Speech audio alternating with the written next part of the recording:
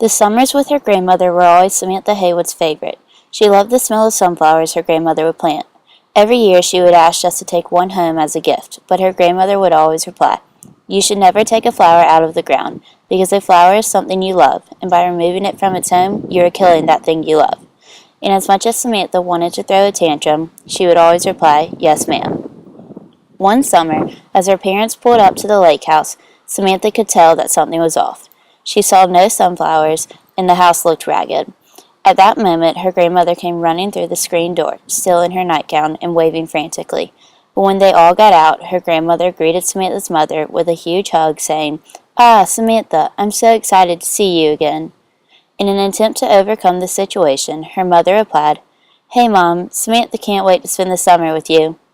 Samantha did not know what to think. After she unpacked, Samantha, hoping to help, asked her grandmother, "Hey, Nana, want me to help you plant your flowers?"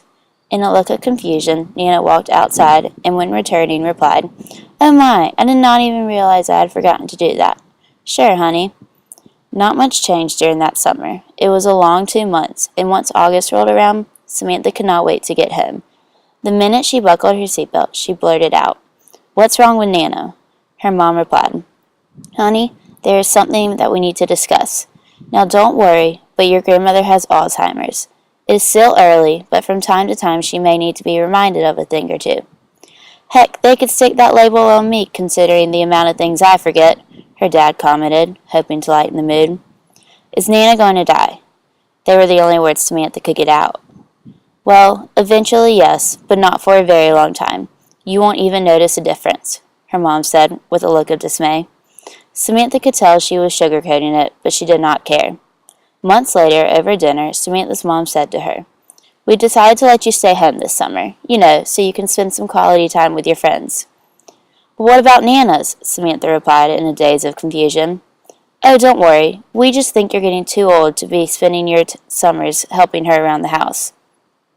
"I like helping her, though, and I think she needs my help," Samantha said with caution. "You aren't going, okay, Samantha?" her father replied, and that was that. As the next October rolled around, Samantha had heard nothing else regarding her grandmother, and in her mind, no news was good news. But as dinners continued to get quieter, Samantha had this feeling that something was wrong.